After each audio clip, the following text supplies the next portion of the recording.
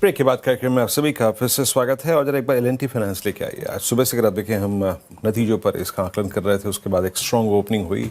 ये जून का best performing stock भी रहा है। तो नंबर्स आए और नंबर से बातचीत करने के लिए हमारे साथ mister Sachin Joshi, CFO L&T finance जुड़ चुके हैं।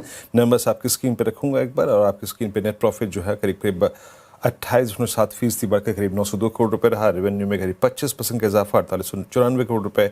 और नेट इंटरेस्ट इनकम जिसे कहते हैं शुद्ध ब्याज आय, वो करीब करीब 28.4% बढ़ी 2924 करोड़ रुपए की। सर नमस्कार, कार्यक्रम में स्वागत है। नंबर्स बहुत स्ट्रॉन्ग रहे और इस स्ट्रॉन्ग परफॉर्मेंस के बाद मैं आपकी जो फुल ईयर की गाइडेंस है सर, उसका एक सेंस चाहता हूँ। पूरा साल कैसा रहेगा इस बार का, both in terms of top line, bottom line and NIMs? देखिए, हमने लक्ष्य गोल्स जो अभी अप्रैल में हमने अनाउंस किया था, उसके अंदर हमने कहा था कि 20% प्लस की ग्रोथ रहेगी, CAGR growth over a 5 year period. इसके अलावा हमने क्रेडिट कॉस्ट का एक और गोल लिया है जो कि 2% से नीचे लेके आना है। थर्ड गोल हमने ROA का रखा था जो कि 3 to 3.2% हासिल करेंगे।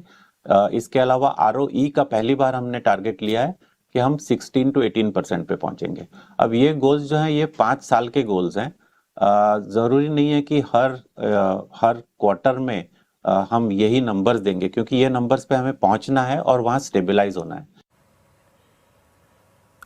सर ये एल नीनो का क्या इम्पैक्ट देख रहे हैं? क्या ये इसका आपके MFI पोर्टफोलियो में, ट्रैक्टर, टू व्हीलर सेगमेंट, इसका कोई इम्पैक्ट पड़ रहा है? और साथ ही साथ जो अपकमिंग वो इंश्योरेंस डिस्ट्रीब्यूशन रिफॉर्म्स जो हैं, है ना, उसका क्या इम्पैक्ट देख रहे हैं आप? इस पे थोड़ा सा अपना व्यू दीजिएगा जरा। ओवरऑल रूरल इकोनॉमी अगर देखें तो मुझे इस साल कोई खास इम्पैक्ट होता हुआ नजर नहीं आ रहा है। हमने अपने इन्वेस्टर प्रेजेंटेशन के अंदर भी जो रिजल्ट्स दिए हैं ओवरऑल, जो कि रूरल के अंदर काफी अच्छा ग्रोथ दिखाई दे रहा है। फार्म बिजनेस भी पिछले साल तो हमने देखा था, काफी पिछले दिवाली से ही काफी अच्छी ग्रोथ देखने को मिली है।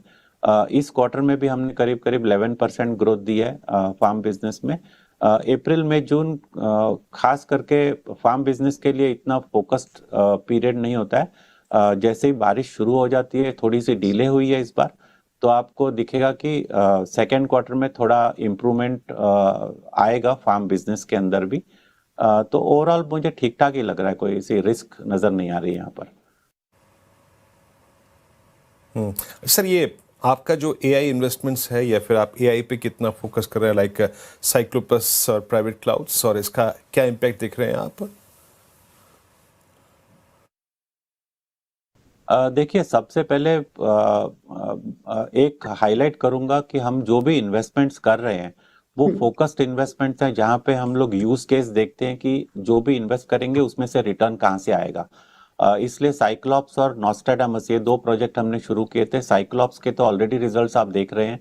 धीरे धीरे करके क्रेडिट कॉस्ट जो कि 3.43% थी, वो अब 2.54% पे आ चुकी है।